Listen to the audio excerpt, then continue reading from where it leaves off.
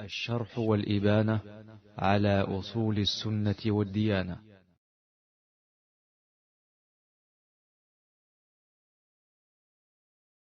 Tant que les relations entre les musulmans doivent être basées sur la clarté dans la société, il y aura moins de problèmes. Il y aura ce que les gens appellent la confiance mutuelle. Parce que quand il vous tourne le dos, il sait que bon, celui-ci, moi je n'ai peur de rien, il ne peut pas me tromper, et vous aussi, il ne peut pas me tromper. C'est ça qui a cimenté les relations entre les Muhajirines et les Ansar à Medina. Parce que quand ils sont arrivés, ils ont trouvé les gens qui avaient le nufus taïba. Ils disent que mon frère, j'ai 3 femmes là, je vois que tu es venu, viens, tu choisis celle que tu veux, je la divorce, tu la prends. Il dit que non, non, Jazakallah. L'autre dit que bon, mon frère, j'ai ma plantation, viens, on va, je divise, je te donne une partie. Non, Jazakallah, je veux plus te travailler, tu me payes. Tu vois, ces gens de nufus, ça a facilité les relations entre eux. Mais si l'un avait peur de l'autre pour ses biens, non. C'est-à-dire que l'islam ne devait pas être aussi fort. Donc c'est en éliminant tout ce qui peut mettre la gêne dans le cœur d'un musulman sur son frère, c'est ça qui va faire que maintenant la communauté doit être forte et solide.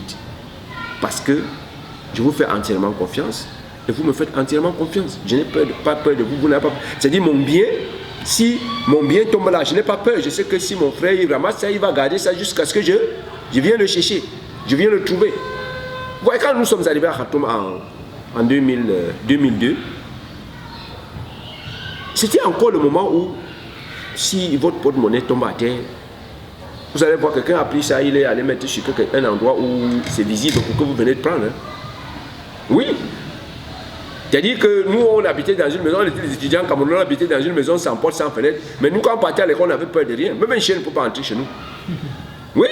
Bon, maintenant, il y a bien vrai, les choses ont changé. Il y a déjà les petits piqueurs de porte-monnaie. Mais en ce moment-là, il n'y avait pas. Tu sentais vraiment, surtout quand tu sors de la société camerounaise, tu arrives là-bas, tu sentais que mais ici, c'est quand même différent. Parce que la chose de quelqu'un tombe.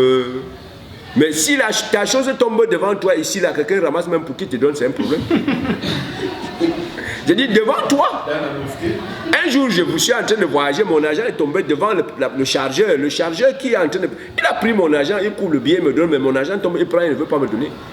Il dit que je dois lui dire combien il doit prendre dedans avant de me donner mon argent. Il dit que lui-même, le vendeur de billets, lui qui me vend le billet, il dit que mais tu pouvais ne pas voir et tu pars, tu devais perdre, donc il faut me donner quelque chose. J'ai dit subhanallah, je viens te donner mon argent, j'ai payé le billet chez toi, ça ne peut pas t'amener à me rendre service et me dire que mon argent est tombé.